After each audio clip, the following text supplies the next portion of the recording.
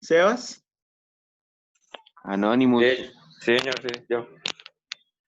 Ya, le está cambiando la voz, no me digas que se está desarrollando. Era broma, mijo. No, pues supuestamente ya se retiró. Él supuestamente pasó cartas y todo eso. Sí, pero no me ha salido, no me han notificado en Sofía. Voy a Pues revisar. no sé, eso me dijeron. ¿Quién le dijo? Profe, ese 300. Eso me dijo mi mamá, que mi mamá trabaja con la mamá de ella. Entonces, pues ella le dijo a ella y ella me dijo a mí. Ok, voy a revisar. ¿Y de Schneider, saben? Ah, no, ese no.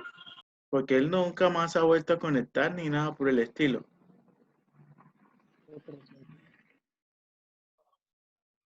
Sí, anda desaparecido el mapa. ¿Decía Julián? No, que en el grupo hay un 301, pero no sé de qué. No, ni idea. Yo a veces le he escrito y le he dicho, venga, ¿usted qué? Y me dejan visto. Y yo, bueno. Pinche pendejo.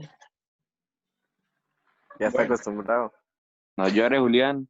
Ya está acostumbrado. No, de él ya me lo esperaba. Bueno, Pero bueno. al igual pues, esperemos a ver qué pasa. Señor. Y Jenner, ¿qué es de la vida de Jenner? ¿Saben de él? Él ha entrado a algunas Pablo, ¿no? Él está por allá por el sur de Están en San Pablo, sur de Bolívar. en San Pablo, ¿cierto? Sí, señor. Sí, era como, Benítez no ha vuelto a entrar. A veces entra. Jason Mota, a veces también. Bueno. ¿Y han hablado algunos de ustedes con Andrei? André, no. Tenía problemas para conectarse. A mí me dijo que había puesto un internet en la casa hace poquito, ¿Sí? pero que le estaba fallando mucho. Sí, porque es que Andrei a las clases de sus otros profesores ha ingresado. No, señor. No, a ninguno. Ok. Que como Vengan. él vive solo, profe. Sí. Otra cosita. Ya Marta les calificó, ¿no?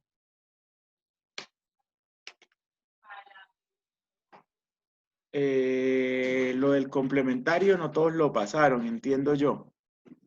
Pero pues yo hablé con ella de ese tema y pues como me decía ella, no se preocupen que eso es un complementario, ¿de acuerdo? Entonces como para que cero estrés por ese lado, ¿vale? Bueno, entonces sigamos. Vamos a grabar este asunto.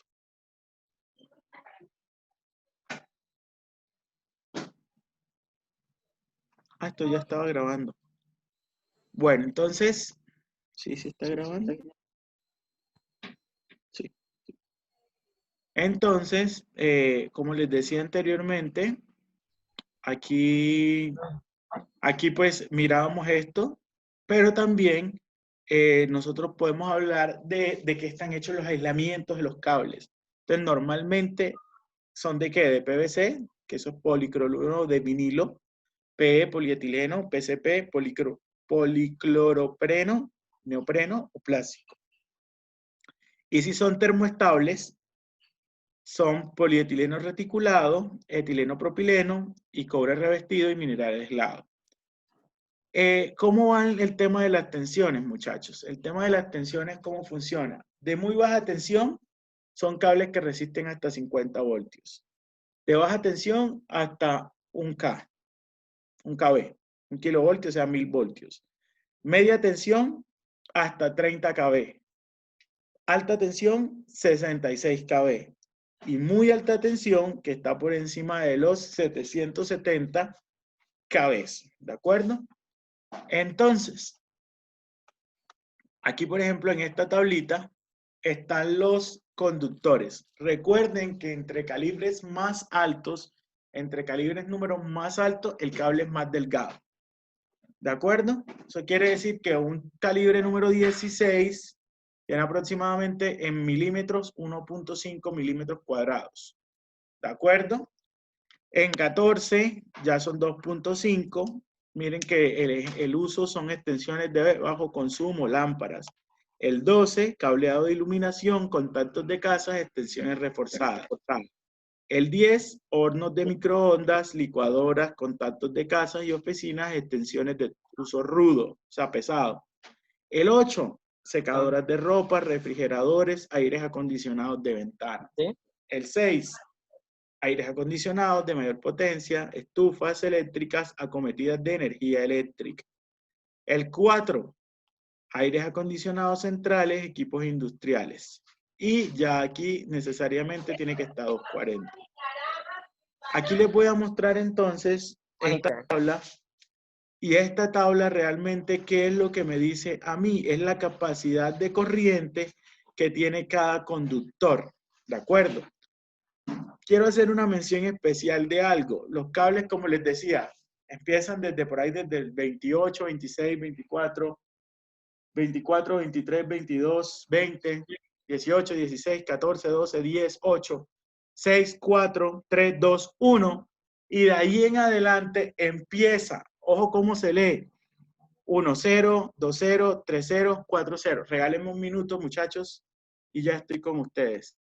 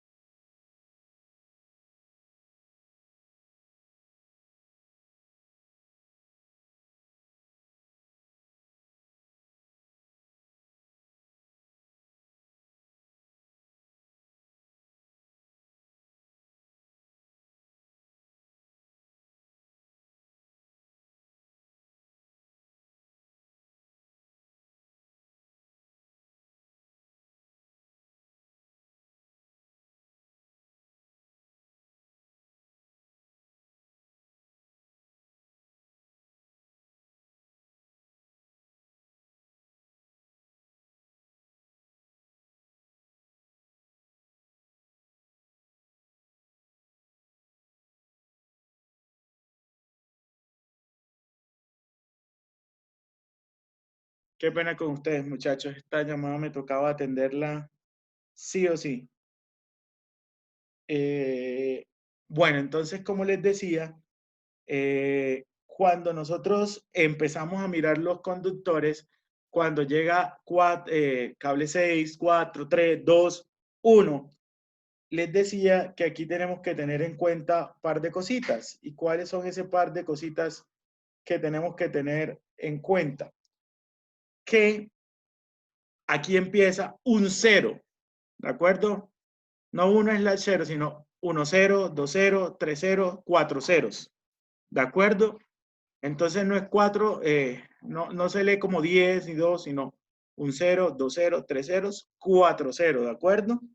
Entonces, para que lo tengan muy en cuenta, cómo se pronuncia y cómo se pide, para que después no vayan a pasar una pena. Cosas que pasan, ¿no? Entonces, para que lo tengamos de acuerdo. Entonces, en esta tabla que les estoy mostrando aquí, esta tabla, ¿a qué hace referencia, muchachos? ¿Y por qué la traje a colación, pese a que estamos hablando de cableados? ¿Por qué? Porque esto lo que me dice a mí es cuánta corriente soporta un cable, ¿de acuerdo? Entonces, para no perdernos, vamos a utilizar, por ejemplo, el número 10. El número 10 a 60 grados, mire que esto va cuadrado con respecto también a la temperatura, ¿de acuerdo? Porque está a 60 grados, a 75 y a 90 grados. Entonces, mire lo que pasa. Por ejemplo, el número 10 a 60 grados soporta 30. 35 a 75 grados, pero mire que el tipo de cable cambió. El tipo de cable cambió a 35 amperios y 40 amperios. Mire el número 8. Número 8 resiste 40, 60 para los tipos TW y UF. Para los tipos RH, RHW, THHW, THW, THWN, XHHW, UC y ZW, mire que ya aguanta 50 amperios. Y a 90 grados, que están casi que los mismos de los anteriores, más otros adicionales, ya aguanta 55. Esto para cobre. En aluminio aguanta 30, 40 y 45 el número 8. Entonces, ¿por qué les traje esta parte a colación, muchachos?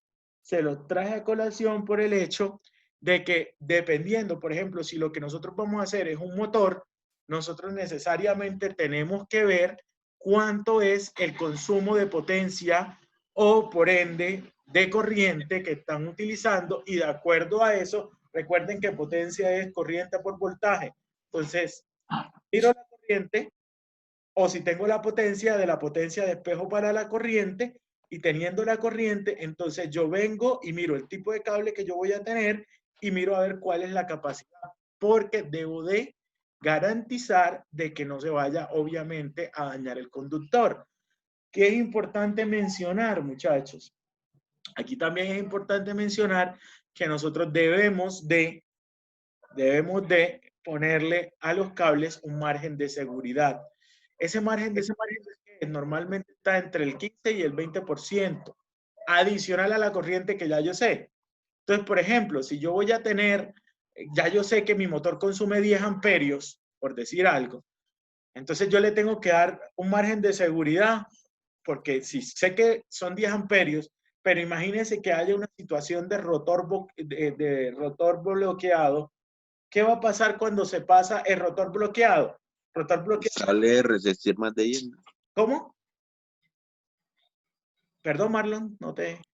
Escoger un cable que resista más de 10. Exactamente. Entonces, ¿qué es lo que sucede? Les decía, si tengo rotor bloqueado, quiere decir que no está pudiendo con la carga, ¿cierto? Y en el momento que el motor no puede con la carga, él se empieza a frenar y empieza a ¿qué? A las fases pedir más corriente, ¿cierto? Entonces voy a tener una sobretensión, una sobrecarga. Entonces, ¿qué es lo que va a suceder en ese momento? Pues bueno, ahí debería actuar la protección, eso sería lo lógico. Pero, ¿qué es lo que yo tengo? Yo tengo que tener preparado mi conductor para poder soportarlo. ¿Qué quiere decir? Que si yo sé que tiene 10 amperios, no le voy a poner 10 amperios completiticos al ras. Estoy solamente tomando un ejemplo, ¿no? Necesito darle más. Le doy el 20%. Eso quiere decir que yo lo protejo a 12 amperios. Ya tengo 2 amperios de más que me dejan aguantar esa carga, ¿de acuerdo? Entonces, ¿cómo? Entonces, ese tipo de cosas tenemos que tenerlo en cuenta y por eso traje esto a colación, todo el tema de cableado, ya que estamos hablando de circuitos de potencia, porque uno de los errores fundamentales que se puede llegar a cometer cuando nosotros armamos circuitos de potencia es no utilizar los cables adecuados para las conexiones que yo vaya a utilizar. Entonces, eso hay que tenerlo muy en cuenta. Igual, no es solamente el cable que va del guardamotor al motor, no, tiene que ser todo, porque cuando yo tengo esa rama, y cuando digo rama es toda la conexión, yo puedo poner un termomagnético, ¿sí? Y no pasa, un magnetotérmico, perdón. Y no va a pasar absolutamente nada. Pero recuerde que todo eso va seriado. ¿Qué sucede cuando yo pongo en serie? Eso es muy sencillo. La corriente, ¿quién la limita? El componente que puede aguantar la menor cantidad de corriente. Yo puedo tener un conductor enorme al principio, digamos 100 amperios, ¿sí? Y cuando de pronto hago una reducción a un cable número 8 que me aguante 40, ¿quién me da la cantidad de corriente que aguanta la instalación? ¿Será el cable de 100 o el cable de 40? Obviamente me la va a limitar el cable de 40. Entonces, todo tiene que estar calculado a la potencia máxima de trabajo que yo vaya a tener. Ese pedacito es bien importante, muchachos. Parece sencillo, pero para diseño es muy, muy importante y no hay pela aquí, porque usted me llega a poner un cable de menos corriente, que aguante menos corriente de la que usted va a circular y eso se le va a encender. Entonces ya estamos hablando, y ya aquí es donde vienen los problemas, porque que se prenda un cable significa que se puede prender el resto de la instalación, porque el fuego se propaga. Bueno, aunque hay cables que son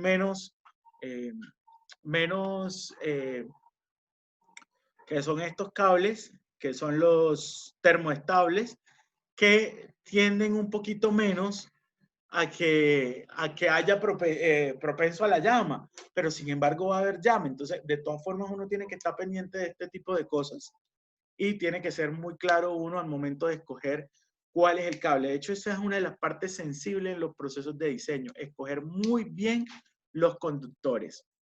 Hay otro tema también que quiero hablarlo, aunque no lo voy a tratar a profundidad aquí con el tema de los cables, y es que cuando yo estoy muy lejos, siempre que yo tenga un cable cualquiera y estoy muy lejos de la fuente, lo que va a haber es que van a haber también pérdidas. Y esas pérdidas las vamos a tener simplemente por el hecho de utilizar los cables. Entonces, normalmente esas pérdidas solamente están permitidos el 3% de caída de tensión. ¿De acuerdo? Eso también hay que tenerlo en cuenta y eso también es un factor para la escogencia del cable. De hecho, hay unas hojitas de cálculo que te dicen a ti tipo de conductor, temperatura, distancia y te hacen la recomendación de qué cable para que no vayas a tener esa pérdida. ¿Qué quiere decir? Que si yo tengo 1000 voltios, una vez que yo haga el proceso de llevar de aquí a otra parte 300 metros, lo que se me puede perder son 30 voltios. Es decir, que donde yo vaya a medir deben de haber ¿cuánto? 970, no puedo pasarme de allí. ¿Me explico, muchachos? Sí, Sí, profe. señor. Dale, yo, no hay problema. Bien, entonces eso como para que lo tengamos en cuenta. Estas tablitas están en internet, ustedes las consiguen de manera súper fácil, así que mi recomendación es no les dé pereza buscarlas y hacer el cálculo que ustedes necesiten en el momento en que se necesite, ¿de acuerdo? Entonces, como para que lo tengan muy, muy en cuenta, muchachos. Bien, entonces este era el no tan pequeño paréntesis que íbamos a trabajar el día de hoy con respecto a todo lo que tiene que ver con cables y ya me devuelvo entonces ¿a qué? A lo que veníamos trabajando nosotros, que eran entonces los circuitos de potencia y el circuito de control. No sé si hasta el momento hay alguna duda, pregunta que quieran ustedes hacer de momento.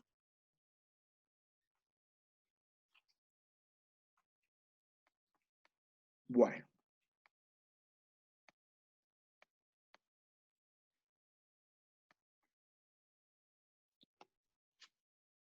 Bueno, entonces aquí es como si lo viéramos, pues no supera lo real, obvio, pero bueno, dadas las circunstancias.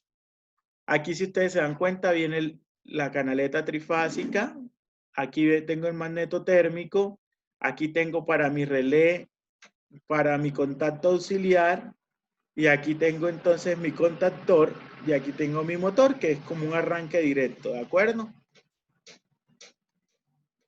Bien, como les decía anteriormente, siempre en la parte superior voy a tener entonces las protecciones, ¿de acuerdo? De los circuitos que yo tenga. Inclusive, muchachos, los circuitos de mando también llevan protecciones.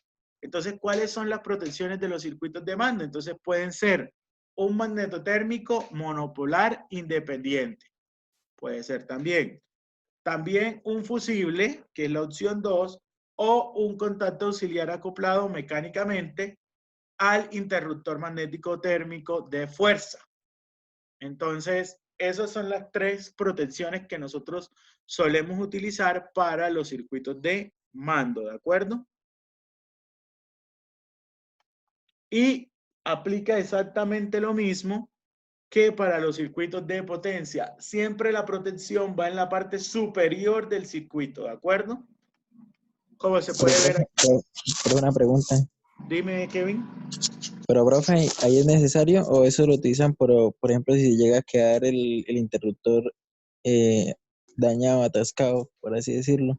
No, es que mira, fuerza, mando también se puede dañar, ¿de acuerdo? Entonces tú lo que vas a hacer es proteger todo tu circuito de mando en el momento en que haya una sobrecorriente. Por ejemplo, que la bobina entró en corto. Si la bobina te llega a entrar en corto, eso automáticamente se te va a volver literalmente se te va a volver un cortocircuito, ¿sí?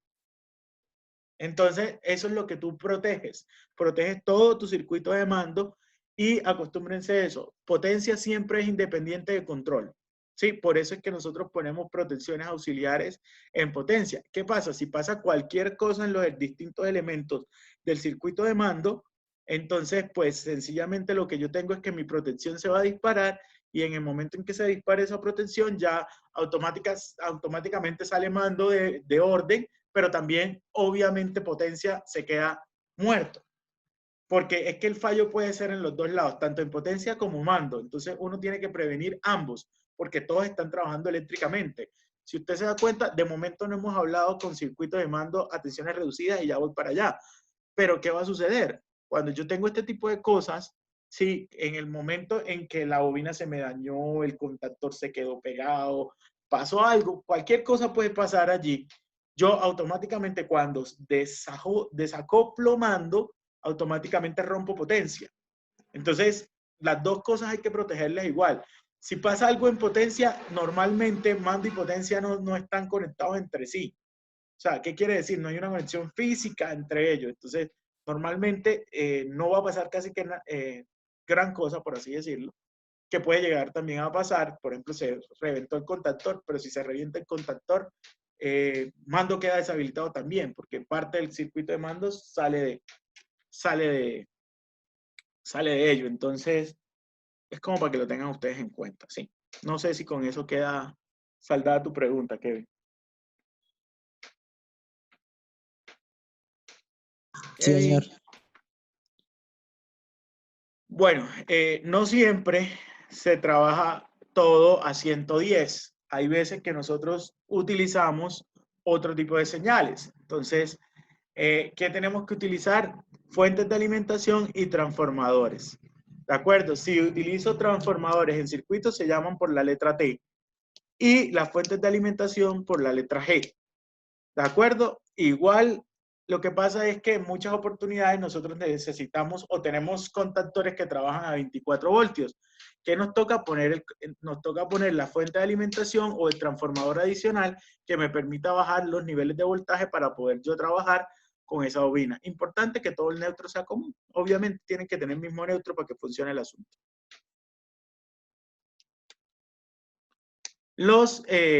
La señalización del estado de los contactores, normalmente lo que nosotros ponemos son las lámparas de señalización y esas lámparas de señalización, ¿qué es lo que nos ayudan o para qué es lo que nos sirven a nosotros? Pues sencillamente para ver el estado de lo que le está pasando a los contactores, a los distintos elementos. Si se dieron cuenta en el ejercicio anterior, cuando el térmico se disparaba, ¿cierto? Con el que empecé hoy, en el momento en que el térmico se disparaba, obviamente la protección se saltaba, el motor se detenía, pero si se dieron cuenta había una luz piloto ahí, una lámpara de señalización, que automáticamente lo que me decía era que había un fallo dentro del circuito como tal. Eso normalmente es ponerla en paralelo al contactor o a lo que yo quiera y automáticamente se va a prender sí o no, dependiendo de qué estado tenga. No tiene mayor complique, solamente tiene 2 bornes, entrada y salida, y salió. Bueno, ahora también vamos a hablar de otra cosita y es el circuito de realimentación. Cuando yo tengo un circuito de realimentación, básicamente que no, o mejor dicho, ¿para qué nos sirve este circuito de realimentación? Es que nosotros normalmente vamos a poner borneras o vamos a poner botoneras que tengan paro, o mejor dicho, marcha y parada. ¿Sí? Entonces normalmente es como esta que está aquí, entonces con el verde que es marcha y el rojo que es parada. Entonces, ¿qué es lo que vamos a hacer? Para que él se quede enclavado. Aquí, ¿qué es importante? Paro normalmente está en línea y es un contacto normalmente cerrado. ¿Por qué tiene que ser cerrado? Porque en el momento en que yo presione el pulsador, lo que hago es desenclavarlo y pasa a la posición normalmente abierto. De esa manera, ¿qué es lo que nos sucede? Que el pulsador de paro controla marcha. ¿Qué quiere decir? Si yo necesito parar, solamente marco marcha y desenclavo. Automáticamente va a pasar. Ahora, también se utiliza algo que es el contactor de realimentación. Y el contactor de realimentación, ¿qué es? Es el que me permite a mí que, por ejemplo, quede enclavado el contactor, es decir, que se siga haciendo la misma función, porque imagínense que yo tengo un pulsador y si no lo dejo enclavado, ¿qué va a suceder? Solamente cuando yo lo presione, el motor, por ejemplo, se movería. Entonces, ¿qué es lo que sucede? Cuando yo utilizo ese contacto de realimentación, me permite entonces, si la bobina se activó, que se mantenga activado. Y siempre va en brazo en paralelo del pulsador de marcha. Bueno. Entonces, hasta aquí vamos a dejarlos por el día de hoy. Les voy a enviar entonces este material para que ustedes lo lean y vamos a hacer la tercera evidencia. Básicamente corresponde a que hagan unas simulaciones utilizando Cadecimu, ¿de acuerdo? Voy a darles también una indicación adicional.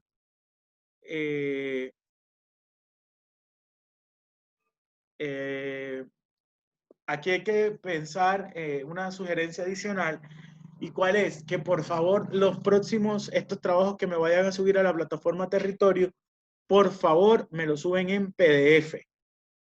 ¿De acuerdo? Súbanmelos en PDF porque me los deja visualizar de una vez ahí mismo. Entonces, es mucho más fácil para el proceso de calificación. Todo lo que me vayan a subir, lo van a subir en PDF, ¿de acuerdo? Entonces, la tercera evidencia va a ser unas simulaciones de diferentes arranques. Yo les voy a dar de momento los circuitos para que ustedes hagan los distintos montajes de ellos, en donde vamos a hacer unos arrancadores y unos cambios de giro de motores. Yo les doy los circuitos y ustedes los simulan en Cadecimu. Me tienen que enviar entonces los pantallazos de lo que les dio la simulación, ¿de acuerdo? Entonces, muchachos, no sé si hay dudas, preguntas, comentarios hasta este momento. Los escucho. Entonces mandamos un pantallazo, ¿verdad, profe? Sí, de Cadecimu sí. De que se vea la funcionalidad, ¿no? Al igual ahí en Cadecimu es muy fácil hacer seguimiento porque los cables cambian de color. Entonces, la evidencia se la subo después de mediodía para que ya les empiecen a trabajar. Por favor, empiecen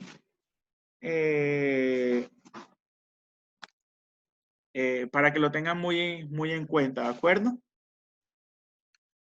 Entonces, vayan ya trabajando las otras 2 evidencias que también les dejé el día de ayer, ¿vale? Entonces, mis estimados, les deseo que pasen un feliz día. Que tengan un feliz día y estamos en contacto, ¿de acuerdo? Nos vemos el día viernes si el Señor lo permite. Listo, Listo, profe. profe. Bueno, Toma la muchachones. sopita para que mejore. Chao, profe. Chao, chao. Hemos cogido 40 más 10.